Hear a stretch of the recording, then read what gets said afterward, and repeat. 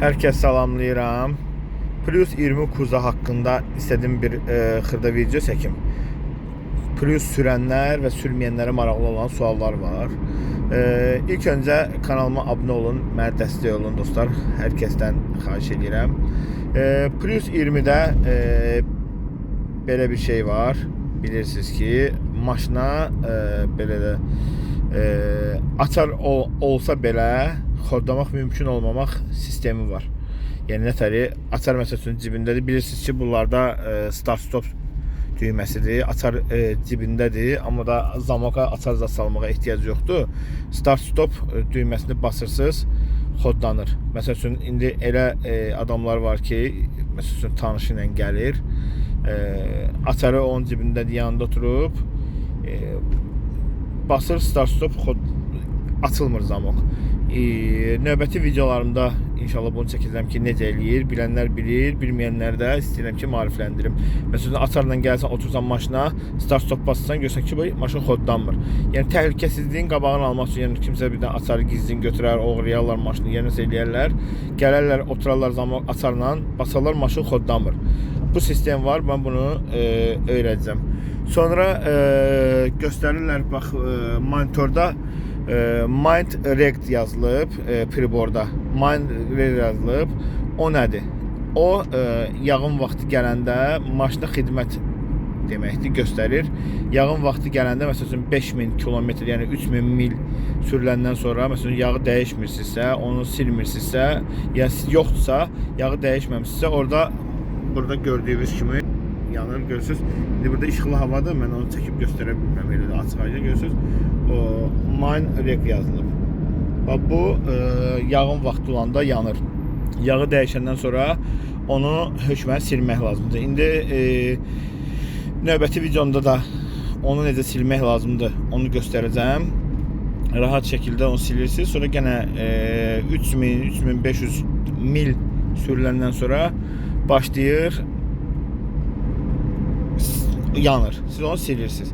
Sonra bunlarda belə deyim də, çoxları deyir ki, Amerikanka ilə necə bilmək olar ki, bu Amerikankadır, yoxsa Evropeykadır. Birincisi, bunlarda pavorotniklər sarı rəngdə olur. Növbəti videomda da, yəni bu videonu açıqlama çəkirəm və bundan sonra bu danışdıqlarım haqqında çəkilişlər edəcəm ki, sizə göstərim. Millə görsənir. Yürüyüşü maşını nə qədər gedibsə millə göstərir.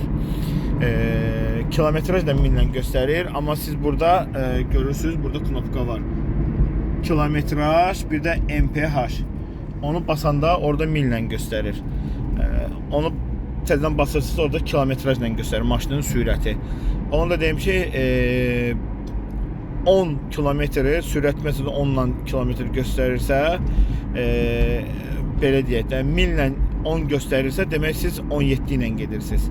Yəni belə deyək də, indi hal-hazırda göstərir 20.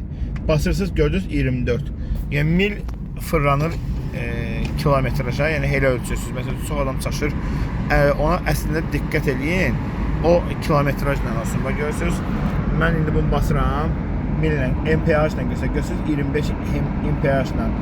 Bunu kilometrə söndürürəm, göstərir ki, mən 41 ilə gedirəm, 44 ilə gedirəm. Onu dərdi, belə deyək, knopkadadır. Sonra sual verirlər mənə ki, daima şey edirlər, bəs çekin yanında, yanan o çek düyməsinin yanında bu möhtəzənin içində nida nədir? Möhtəzənin içində nida, bunlarda 20 kuzalarda təkərlərin içində bluetooth olur. Havası az olanda orada göstərir ki, bunu havası azdır. Yəni elə siqnal verib xəbərdar eləyir. Çek düyməsinin yanında. Bunların təkərlərinin içində bluetooth deyilən bir beyin sistemi var. O bluetooth vasitəsindən maşının beyninə ötürür ki, havası çoxdur, azdır.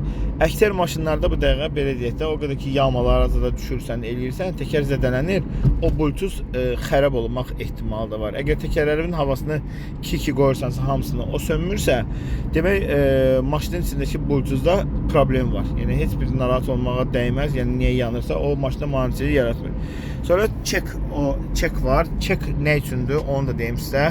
Çeki soruşurlar.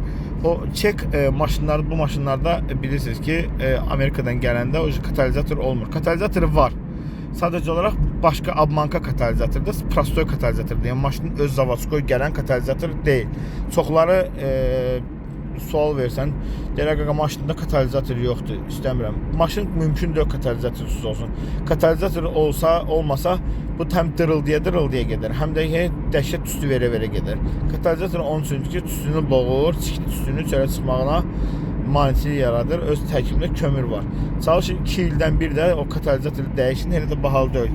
Prostoy katalizator 120 manat, 150 manat. İndi baxır da harankini götürürsünüz. Ölkələrə görə dəyişir. O katalizatorda katalizator olan ustalarda, katalizator ustalarından soruşub dəyişmək olur. Yəni katalizator var bu maşında, yoxdur. Katalizator yoxdur maşınımda. Zat belə söhbət yoxdur.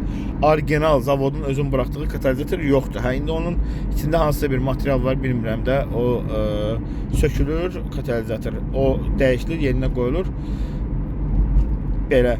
Sonra sual verirlər kondisionerin qazı haqqında. Kondisionerin qazı 380 qram. Zavod orada qapıda yazılıb ki 400 qram vurulmalıdır. Amma 380 qram vurulmalıdır ki içində biraz boşluq qalsın. Dövrəyə eləsin qazda, yəni fırlansın. Dostlar, kanalıma abunə olun. Bu videoma like qoyun. Hər kəsdən xahiş edirəm. Like, yəni ən əsası mənim indiki zamanda kanalımı 10.000 abunəyə qaldırmaq məqsədim var. Hamısında sağ olun sizin dəstəyinizlə. Kimin də 20 kuza haqqında sualı olacaqsa, buyursun mənə kommentariyalarda yazsın. Oxuyuram, oxuduqca, imkan olduqca xırda cavab verirəm. Sağ olun, salamat qalın.